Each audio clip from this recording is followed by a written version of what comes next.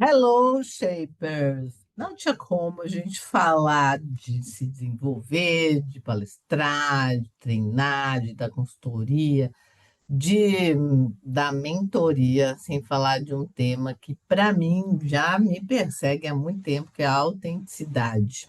A gente está sempre muito envolvido com as histórias do mundo, das empresas, das pessoas, e como é que a gente faz, né, sobre não se perder em relação a isso e o quanto isso é importante. Vou compartilhar aqui a telinha só para dar um visu para vocês, né, como isso vem cada vez mais impactando a gente. Tanto é que Harvard tem falado sobre isso.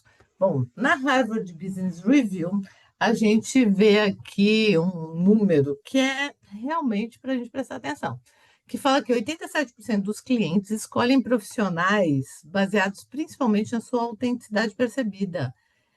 Isso, gente, é um indicador que conta que esse negócio da gente cada hora querer parecer com alguém que a gente super admira pode ser um perigo. Eu acho que existe um equilíbrio aqui para a gente buscar. Eu me baseio e me baseei muito já sobre esse aspecto de ver as pessoas que eu admiro, como elas estão fazendo, modelar uma coisa que outra ali. Mas uma coisa que a gente precisa entender é que a gente não pode se perder de si. Isso pode ser alguns movimentos de apontamento para uma direção, mas a gente não pode se perder de si. Ó. A competência técnica, sem realmente a pessoa ser genuína, parece que não é tão interessante assim, segundo o Harvard.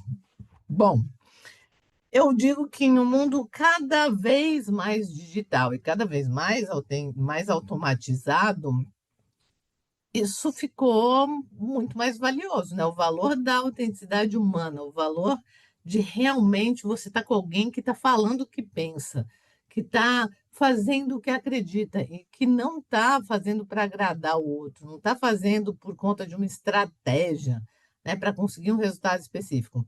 Essa pesquisa aqui da Harvard, que revela essas informações, mostra que além da gente ser competente, né, a gente precisa ser autêntico.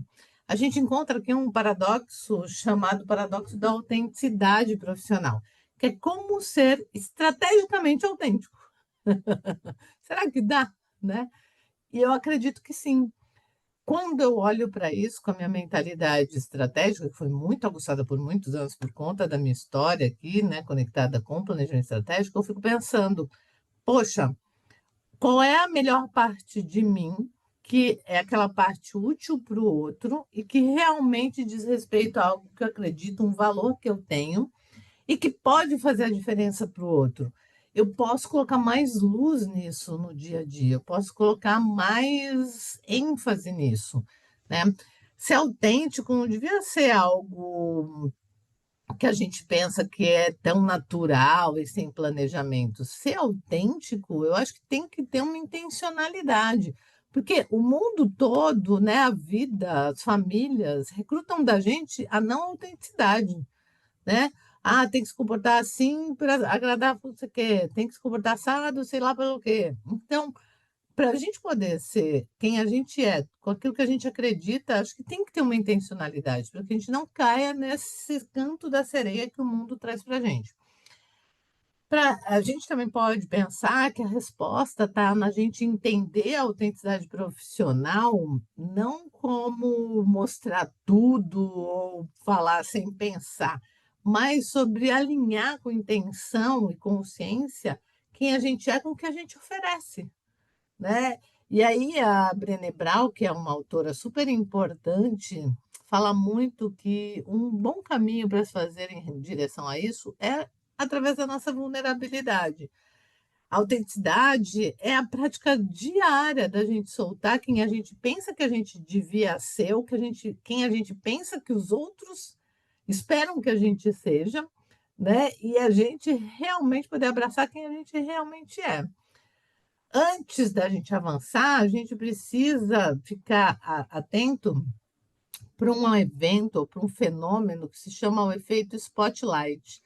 Os pesquisadores, não sei se vocês já ouviram falar disso, mas os pesquisadores da Cornell University descobriram que nós sistematicamente superestimamos quanto os outros notam as nossas falhas e as nossas imperfeições. A gente, eu faço uma dinâmica muitas vezes nas organizações das pessoas se enxergarem. E é muito claro como o que a gente mais quer na vida é ser visto, ser vista, ter significado. O nosso trabalho aqui, ó, de consultor, mentor, treinador, palestrante, é um trabalho de ajuda. Diz ainda mais sobre a importância disso para a gente. A gente que quer ajudar, a gente quer ter significado, a gente quer ser importante. Então, eu falo que depois de respirar, a primeira necessidade humana é pertencer, ser visto, ter significado. Mas, ao mesmo tempo, junto com isso, esse é o nosso maior medo, nosso maior receio. Por quê? Ao ser visto, a gente corre o risco da pessoa também ver o que a gente não gostaria que ela soubesse sobre nós. E aí vira um furdunço, né, minha gente? Quando a gente, então, se pega nesse lugar de ter receio das pessoas olharem e verem nossas imperfeições, nossas falhas, a gente, então, muitas vezes se sabota, a gente dá um passo atrás, a gente não faz o que a gente tinha que fazer. E a gente perde a oportunidade de impactar, de realmente ajudar, de transbordar. Eu falo que a gente fica se economizando, miguelando a nossa existência para o mundo. E quando eu vi essa chamada de Harvard, logo acendeu em mim uma chama de contar para vocês. Não é para a gente se expor de qualquer jeito, mas é para a gente se expor de um jeito que seja verdadeiramente nosso, conectado, inclusive com as nossas fragilidades, e com isso ser impactante para o outro, né? Ó, vou falar, por exemplo, aqui de a gente dar uma palestra e de repente a gente comete ali um pequeno erro na palestra. Na nossa cabeça, esse erro parece muito maior do que ele verdadeiramente é. Mas quando a gente pergunta para a audiência depois, a maioria das pessoas nem percebeu. Só nós ficamos lá, sabe, se martirizando. Essa distorção cognitiva que a gente faz com a nossa vida, com os nossos talentos, faz com que a gente hesite de se posicionar, achando que a gente precisa ser perfeito, perfeita para começar. E a gente vai falar muito disso nos nossos encontros gravados, e, né, nos nossos encontros quinzenais, também nos nossos encontros presenciais. De verdade, se a gente for observar as pessoas bem-sucedidas, elas se expõem. Por isso que eu tenho minha máxima aqui, que é o quem se expõe ganha mais. Por quê? Ao se expor, consegue perceber o efeito disso e, a partir desse efeito, dar os próximos passos. E isso acelera muito o crescimento. A Amy Edmondson, que é uma das maiores pesquisadoras sobre o tema segurança psicológica, que tem muito a ver aqui com a gente poder ser autêntico, também se sentir seguro nesse lugar, ou nos lugares que a gente vai, ela fala que se você quer ser bem-sucedida, se você quer ser bem-sucedido, uma certeza você tem que ter. A certeza de que você vai suportar o desconforto de falhar. Não tem como ser muito brilhante, muito bem-sucedido sem falhar, né? Então, com a ascensão da inteligência artificial ainda, muitos profissionais acabam temendo ainda mais essa crítica, né? Porque a gente até pensa, meu Deus, será que a IA vai nos substituir? E uma análise do Future of Work, lá do MIT, mostra uma coisa que é bem interessante. Quanto mais a IA avança em simular características da gente, né, nossas características humanas, mais a autenticidade ganha valor.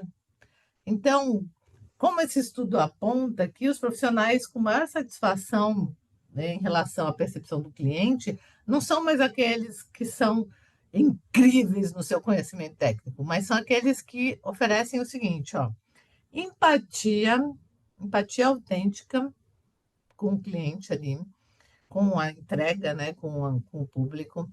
O julgamento baseado na experiência vivida, porque muitas vezes a gente viu, e ainda vê um pouco, muitos profissionais se baseando apenas na teoria. Isso é importante, os dados são importantes, as comprovações científicas são importantes, mas como eu já vivi isso, como eu já experimentei isso faz a diferença na minha interação com o outro.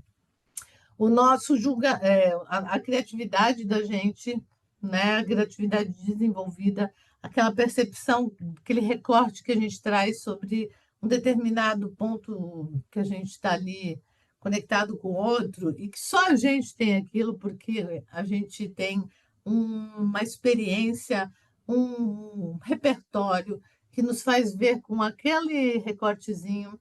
E também uma outra coisa que tem sido muito valorizada é a adaptabilidade contextual.